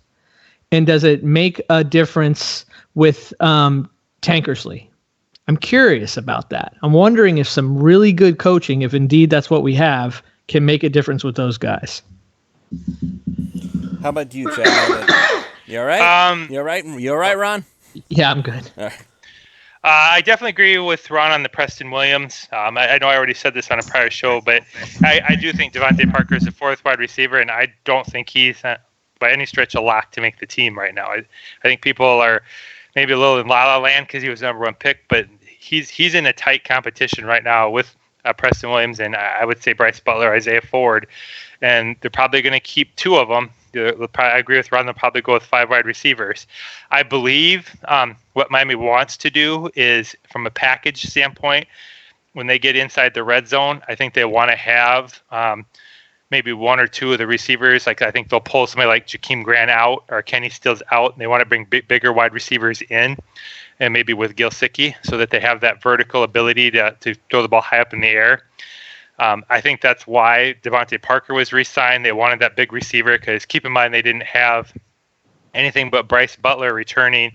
I don't think he's a huge upgrade over Parker by any stretch. So I think Preston Williams has the possibility to make Devontae Parker a little bit expendable because I don't think they're planning on playing Devontae Parker a lot of snaps. Like I said, I think he's going to be more of a package where we're in the red zone and we want that tall wide receiver. So we'll see. But I think Preston Williams has all that ability. So if he's keeping his head straight, he's definitely in that mix from what I'm hearing from the OTA reports so far. We'll really get a better feel for him when we get pads on and get training camp going. Other things I noticed, I think we are in trouble, guys, right now with our tackles position. But I think we'll be okay, but where our depth is just non-existent. I think Mills, we picked that guy up who was from Buffalo. He was supposed to be a veteran offensive tackle, and we drafted Prince. But Mills looked, everything I read about Mills is he looked very slow, which is extremely concerning without pads. Guys were going right around him. And they've already shifted. Jesse Davis has been reassigned to be a right tackle now. I think Jesse Davis hopefully can be at least functional. But if Tunsil gets hurt, I mean, we are in serious trouble at the offensive tackle position. Maybe we'll be able to get one off another team that gets cut or something. That can we'll help just us go out. sign Sam Young off the street again. We might have to. So that to me though, that was very telling that Mills came in. There were reports that he was struggling with people going right around him from a speed standpoint, that he looked really slow. And Mills isn't good. I don't know where everybody's getting this idea. No, he's not. I mean, that was part of, we only have so many draft picks, and we're not going to pay an older player. We're definitely not going to pay Jawan James a massive contract for it, because Jawan James is always just an average tackle. He was never dominant. He got paid like he's an elite one. So, I mean, we made the right choice there, but we got to try to make it through 2019 so we can get to the 2020 draft and have some draft picks so we can actually get some more tackles in here, because it doesn't look good right now so far in OTAs. I'm going to be holding my breath all year that Tunsil doesn't get hurt, because we don't even have anybody functionally close that could come in and play left tackle right now and behind him. Yeah, and it really hampers, if there are injuries or the tackle play is that bad, it hampers your ability to evaluate Rosen as well. Yeah, which concern. I'm not going to make Tannehill excuses for Rosen was bad because of our offensive line. I'm done with that excuse. They made that excuse in Arizona. It does hurt your ability to I mean, you think we've seen some bad offensive lines in Miami? Brother, yeah, they had a bad one. They had like a high school offensive line. I mean, they had guys that wouldn't make the third string. They had guys. Third string. Their entire offensive line got hurt. One of the 5 starters was gone. They absolutely had the worst offensive line. I'm not just in football. Maybe in like the last decade of the NFL. It was. They did beyond putrid. 7th round pick starting, and the guy they signed off the street, that was their line. I mean, and I'm not gonna sit here and say that was the reason, that Rosen had a few more interceptions, which he really didn't have a lot more than the other rookies, minus Baker. If you look at Allen, you look at Darnold. I kind of take Baker out of the equation. He's an exception. He's probably maybe already elite or will be there by this year. But when you look at all the fumbles that people keep on considering that Rosen had, they want to keep adding in all those fumbles. That is one stat I am just not going to put on Rosen. That offensive line was horrendous. I'll put the rest of his stats and the rest of what he did. Rosen did not have a good season last year.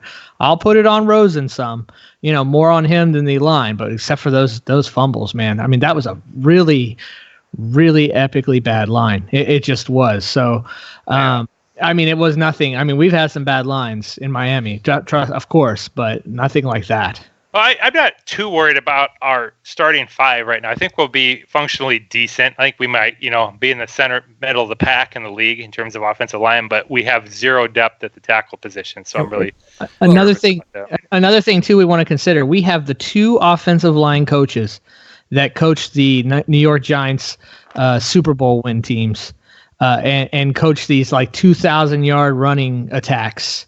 We have both those coaches together.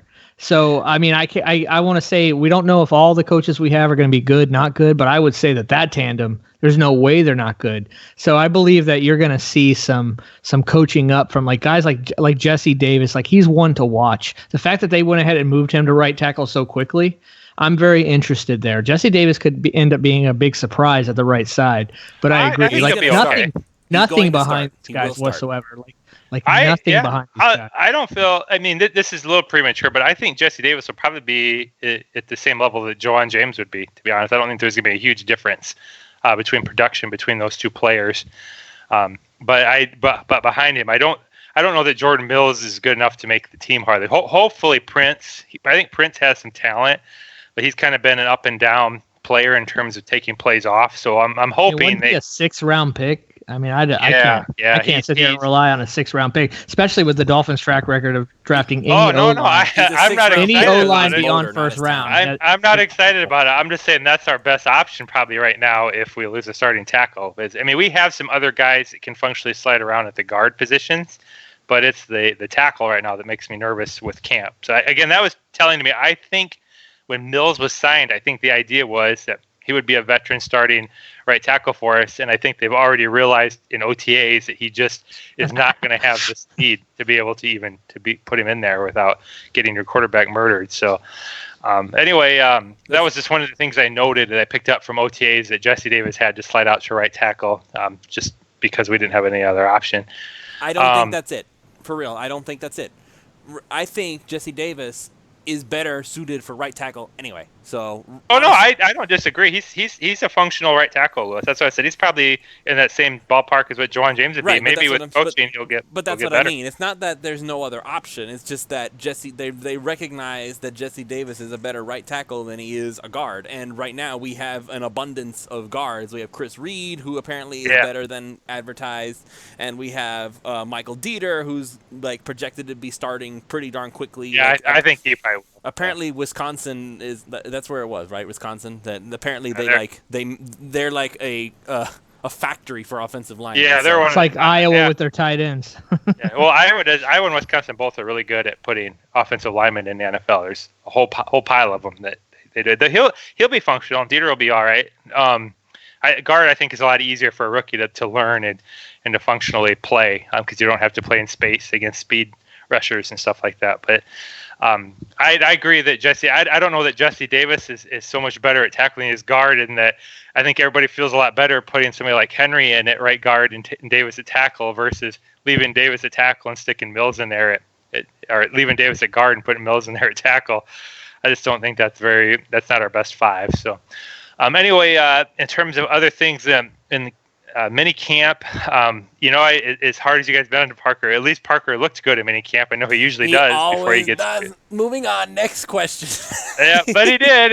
You got to give him some props. He looked good. No, I stopped giving him props. No more props. No more props for doing the same thing he's done for 5 years and then sucking it up during the season. No, I don't have to give him props for that. Like no more props for playing well in underwear. Sorry. Otherwise, I'm trying to think of some others. Tankersley, is he? I don't think he's practicing yet, is he? I know he's recovering from an ACL, but I wasn't thinking he was actually practicing yet. But I haven't heard much from Tankersley because I'm intrigued about his talent. Ron, I think he's. I was so upset when I heard that he wasn't practicing because he's still hurt. Because I think Tankersley can still play. He just needed like a coach that knows what he's good at, which is now. But he can't play right now. Yeah, he can definitely play boundary corner, man to man out there. And this will be a very heavy man defense. Again, we're always assuming that they're going to do it like they did it mostly in New England. If that's the case, it will end up being one of the heavier man defenses in the league. So that's why I'm really curious to see. If if they can pull out of him what we thought we saw as a rookie. I mean, I was really excited about the guy, and then he just disappeared off the face of the earth. Apparently some kind of mental block. I don't know what it was. Matt Burke's crappy zone coverage 10 yards off the zone, ball. And zones, man, zone sucks anymore. Zone's done. I mean, you can't do zone. These people slice up zones like trying to play zone defense in the NBA or something. I mean, they're just going to shoot you right out of it. You're going to pass. I think you can mix zone in a lot, but I think when you start trying to use it to help players that can't cover man, that's where Miami gets in trouble. You can't 10 yards off the ball when it's 3rd and 1.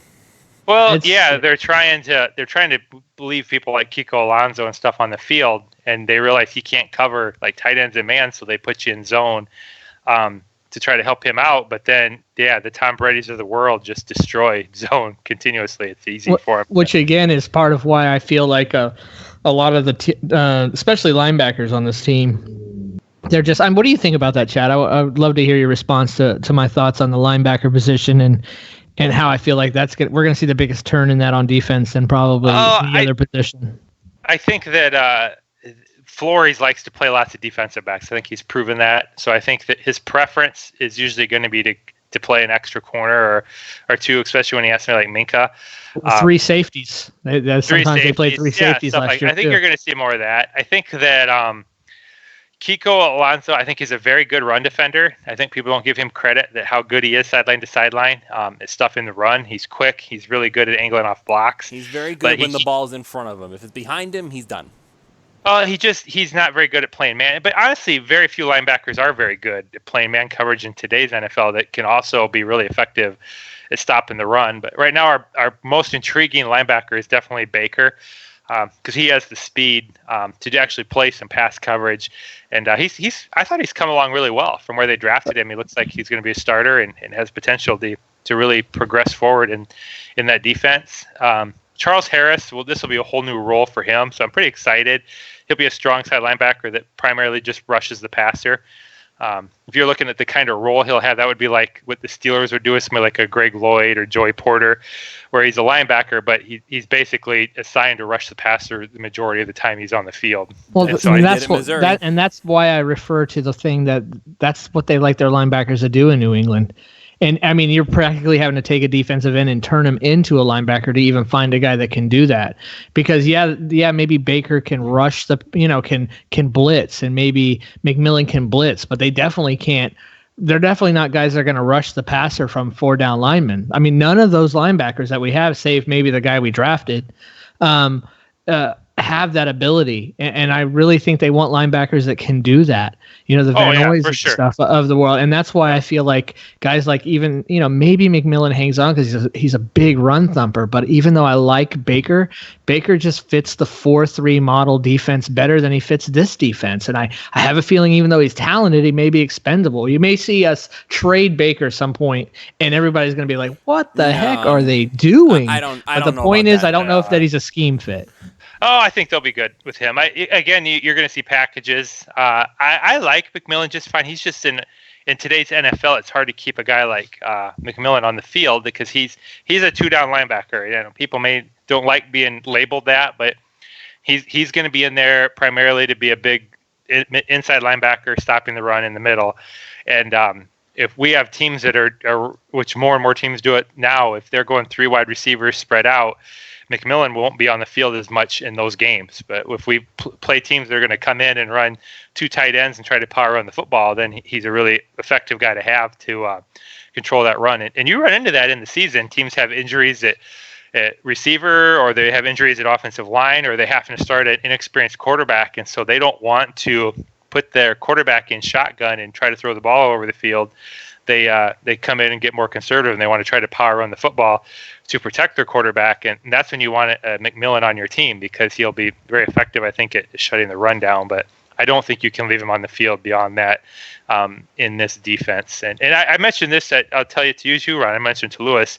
I think you're going to see Miami's primary base defense be 3 defensive tackles, and then with their linebackers, I think it'll be Wilkins, Godshaw, and Taylor will be our defensive linemen on the field, and then you'll essentially have guys like Charles Harris and Van Noy and stuff out playing the linebackers. Van Ginkel. And so I think Van Noy is a Patriot. Oh, sorry. There's too many Vans. I know who you're talking about. The guy that the Van guy we drafted. Van Ginkel. That's kind of really exciting to think about. You think about having Godchow, Taylor, and Wilkins on the field at the same time. I'm interested to see that. And then you have Charles Harris coming from either side. Yeah, he'll be your primary. He'll be there in there. He'll be there just to kind of rush the passer, but not like a wide 9 situation. No. That'll be it. It'll be those 3 guys. So they'll be trying to force you to run up the. If you want to try to power run the football, you'll be running at 3D tackles with and then along with guys like guys that can stuff the run even beyond that, like McMillan, and then Jones, McDonald. That Fitzpatrick can stop the run. Who should play linebacker? If it slipped back to Xavier Howard, he can tackle for sure. We've got plenty. We have plenty of good run stuffing tackling guys on this team already. I feel like this defense could be better than a lot of people are thinking. I'm excited. It's just a matter of all of these players trying to figure out this very complex defense because they're not going to dumb it down halfway through the season because players can't figure it out. The other teams, the other coaches in the past in Miami have done that. They can't put in their scheme the way they want. They dumb it down. They go vanilla. It works for a game or two, then we get shredded. Flores and team's not doing that. They're going to play through it, and who can figure it out at the end of the season, they'll stay. Those who can't will probably be gone. Oh, absolutely. There will be a big exodus, I think, after this year because they'll have all the draft picks. So all right. So hold on. So that's a topic right there. So if you believe that there's going to be an exodus after 2019, who is in that exodus besides Rashad? Well, I think this year you're going to see a lot of undrafted free agents have chances to make teams, and so there's going to be guys make this team just for all the open opportunities. But going along with what Ron says, it's going to be sink or swim, and so the players that can't pick up the schemes will be the ones that go next year. I don't have specific players in mind because other than Rashad Jones, there's nobody that's going to be sent packing for salary cap reasons, and so it's going to all be about how this year plays out. But there's probably going to be an unprecedented amount of undrafted players make this team this year, just because they brought in a lot of them, and you'll see that happen. Yeah, I think that. Oh no, go ahead, Jack. I was just saying, but those players are a lot of them sticking into 2020 will be hard pressed, whether it's lack of talent or lack of ability to pick up the speed or the scheme. Okay, so I'll name some guys on defense. 2 of the 3 linebackers, Baker, McMillan, Kiko, 2 of the 3 won't be here in 2020. Bobby McCain won't be here in 2020. Rashad Jones won't be here in 2020. I'm 50-50 on Charles Harris. So I'm gonna throw those names out there right now as guys that will not be here in 2020. And I'll bet I'm gonna be 80% right on that at least. Can you define why? Because like Rashad, yes, I can see the linebackers, but Bobby, why? Because he is not a man guy, and he's going to need to become one. He's not a man guy. He's just not. He has never fit. Even what they were building under Gates. What's so weird is they started bringing in all these guys that looked like they were man guys and man talent, but then they started playing zone like morons when they went from Vance Joseph to Matt Burke. It just made no sense. It's part of why it just didn't work. They under Philbin we had a lot of zone type guys. Bobby McCain like type dudes. I think we drafted Bobby McCain when Philbin was here, right? And we had oh God, how did I forget his name? The guy with the crazy wife. Brent Grimes. Grimes. And then they had how did I forget his name? They had Brent Grimes. So then they started. It seemed when Gase came in, I could see them. They were starting to get bigger at cornerback. They started going more man type players, but they weren't playing man. It didn't make sense at all. Like you said, 10 yards off the ball, 3rd and 1. This kind of defense. But now when they're going back to man, they really are going to play a lot of man. It'll be heavy man. I don't think Bobby McCain works in there. And the linebackers, for all the reasons I named. Charles Harris, because I feel like if we haven't seen it by now, I don't know if we're going to, but it will be an interesting one to watch, though. Like I said, I'm 50-50 on Rashad Jones for all the reasons we've mentioned. I think Harris is going to be able to be an effective pass rusher. He was never able to functionally set the edge as a defensive end, and I don't think he'll be asked to do a lot of edge setting in this scheme. His primary responsibility is going to be to attack the quarterback, and that's what he was so good at in college. So Do you think that he'll do it even between the defensive tackles sometimes? Didn't we see that from what is the guy that went from New England to maybe if it's Jamie Collins? Third and long Jamie type Collins. situation, you mean? Yeah, like Donta we saw him even go. No, not Hightower. The guy that the big time free agent that went. He was big time in the Super Bowl, and he went from New England to Detroit this year. Flowers. Yeah, Flowers. Okay, Didn't we even see him kind of play that role? But he would even rush sometimes up the middle. But that's Flores. You're not going to get a lot of orthodox. Miami's not going to just come in and run a base defense. I think you're going to see a lot I would of. Dare say that Harris is as good as Flowers. I mean, I wouldn't even try to pretend, but I would like to see what Harris could do kind of in that role a little bit to see if maybe he kind of, like I said, I'm just not sure about him yet. I'm interested to see what coaching and scheme, if it changes things for Harris, because he clearly has some talent, but man, it just, whatever we were playing was not the scheme for him, man. He was getting not working. Harris is an outside linebacker from Missouri who wound up playing defensive end. That's why it's a completely different situation here. This is like when you tried to make, this is what happened with Robert Quinn when he was with the Rams, is that he was one of the star pass rushers for them when they were running the 4-3, and then when they switched to a 3-4 and he had to stand up, he wasn't the same guy anymore. Now it's the same thing with Charles Harris, but in reverse. They made him get his hand in the dirt, very similar to a certain Deion Jordan we once knew, and he just wasn't as good as advertised anymore. Deion Jordan had his head in the clouds, but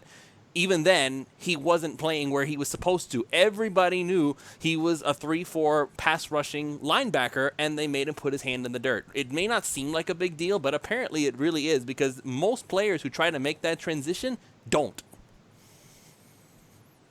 All right, well, I guess we're gonna see on Harris. I'm interested to know, but I know there's gonna be some turnover on, especially on this defense. Offense, I really have no idea. I'm just not sure what the offense is going to look like. I guess it's going to be heavy run. It's going to be quarterback under center a lot of two tight end set. We have a fullback. We're going to see a lot of two tight end set, although I have no idea what that's going to look like with the tight ends. That is such a mishmash of old guys that maybe kind of was before but never really was, and then Smythe and Gesicki, who I couldn't even begin to tell you if there's anything there with those guys, especially Gesicki. I have no idea. I can't even begin to evaluate that. I'm going to be watching that entire unit very closely, because they're going to want to use the tight end a lot. It's very important. It was very important to the New England offense. It will be to this. I mean, I know why they went and signed a couple vets, because they realized, man, we can't even come close to doing what we want to do with Gesicki and Smythe. We don't know anything about these guys. We don't know if they'll show up. They had to. That was like the first thing they did when Flores came in, right? Yeah. They went and signed Dwayne Allen, and they went and got tight ends, because we're like, we can't even begin to try and implement the offense we like with the tight ends we have. I mean, that didn't speak much to Gesicki and Smythe and the faith that they had in the little bit of time they were there. They clearly, that was one of the first things they noticed was, this tight ends, this ain't getting it. So I don't know. I'll be curious to see what happens with Gesicki. I mean, he's such an unknown right now. We were so excited about that guy.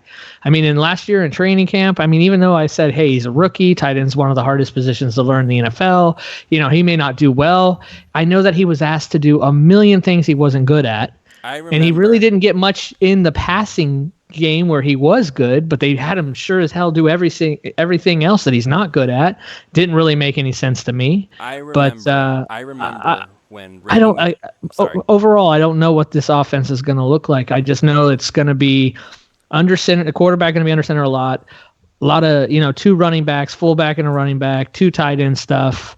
They're not going to go three wide shotgun every day, all day. That's just not what it's going to look like. So it should be, I just don't know who fits where and how all these pieces are going to fit. There's no clue. I mean, this offense fits Rosen better than it fits Fitzpatrick, though, in my opinion. I think it's a much better fit for Rosen.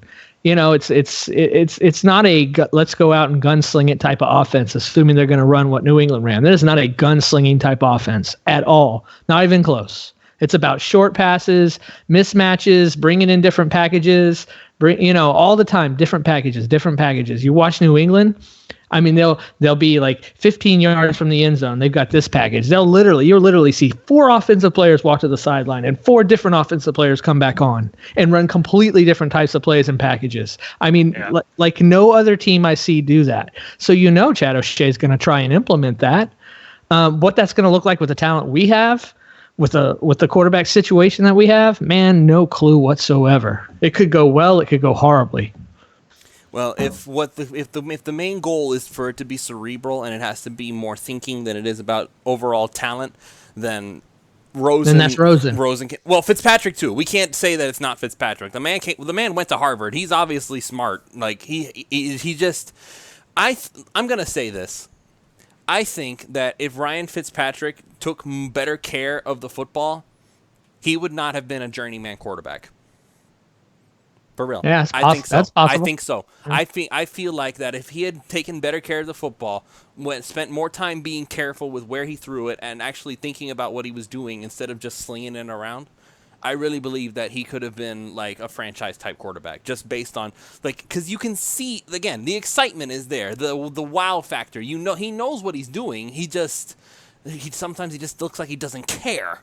So that's the problem is he takes too many risks. But when he's not making dumb mistakes, he's making plays that are wow-worthy. That's why he got the Fitzmagic moniker in the first place. It's like that's not something you get by accident. It's by doing amazing things. So, but Fitzpatrick is smart. We can't take that away from him. Rosen is smart too, but we can't say that Fitzpatrick isn't. He's very smart. But in any case, I don't feel like I really think of Fitzpatrick, and I could just be my perception. I mean, I've seen Fitzpatrick play enough, but I haven't seen him a lot. I can't say I've seen Rosen play a lot, but when I think of an under center quarterback versus a strict, more of a shotgun quarterback, I think of Rosen as being more the under center guy, and Fitzpatrick being more of a shotgun type guy. Right. And we're going to be running a more under center, heavy run, 2 tight end type offense. Just seems like it's more fitting for Rosen than it would be for Fitzpatrick, but I mean, we don't know for sure that that's the case. And again, that isn't a legitimate, whoever, in my opinion, going back to that, because we didn't talk about quarterback enough, right? That isn't a true, hey, may best man win. That's who we're going to go with. We're here trying to go to the Super Bowl this year. It's not that situation. So another reason I guess I feel Rosen will be there, but it should be interesting to see what they do with the offense. I mean, we have a lot of speed on the wide receiver position, and we have some speed in the running back position too with Drake, and Drake can do some nice things.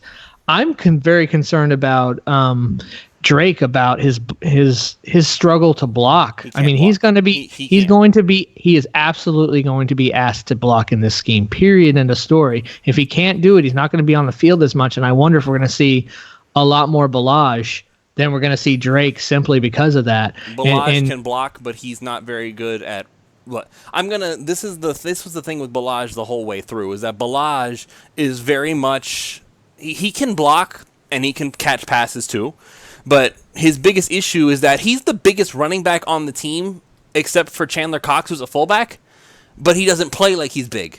He doesn't run like he's big. He runs like he's a Darren Sproles guy. He just runs upright. He picks a hole and he goes, but he doesn't run with conviction. He doesn't run with power. He doesn't use what he has, and that's why it's a very difficult situation as far as picking the starting running back. And I know that you hate this with an undying passion of 1,000 suns, Ron, but it's gonna be a rotation. You know that, right? Oh, yeah. Well, see, I don't mind a rotation when you know what the heck you're doing.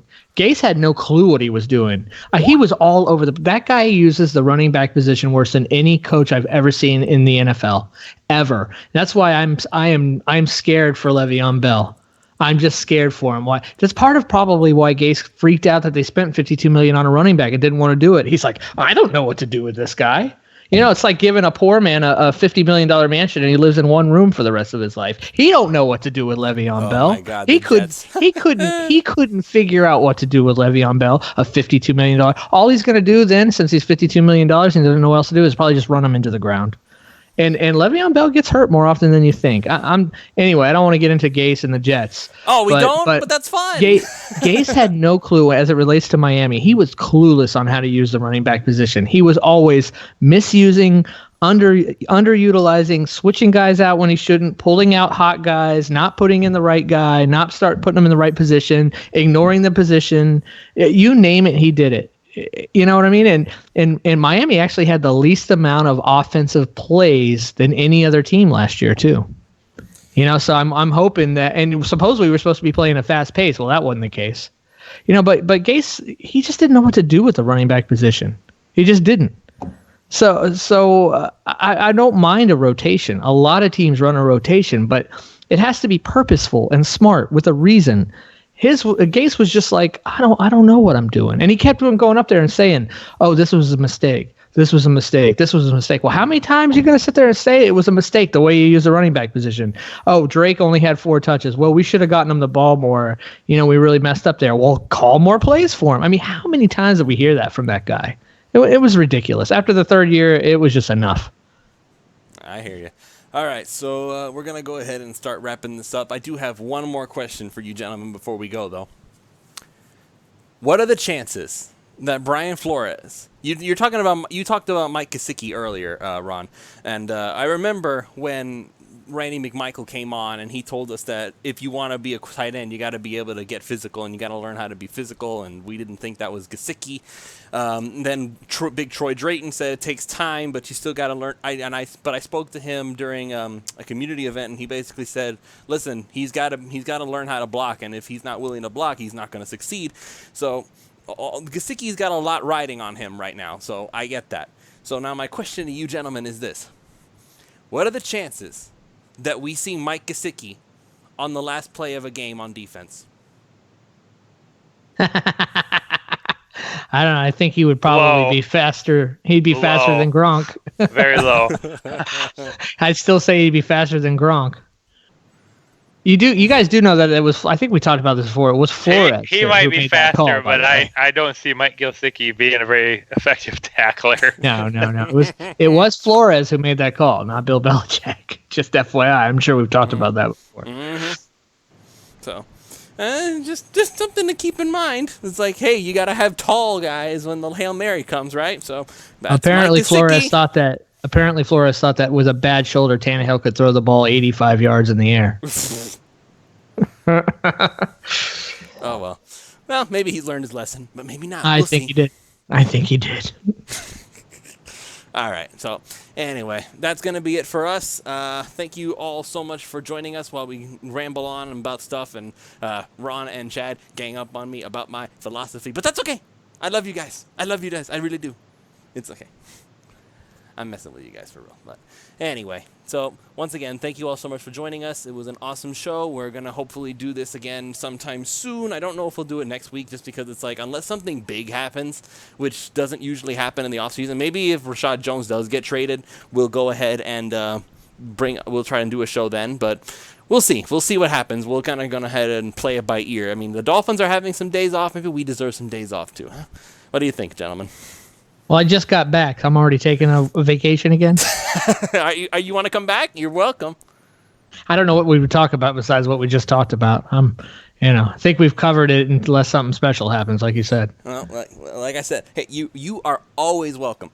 Always. You are part of the team.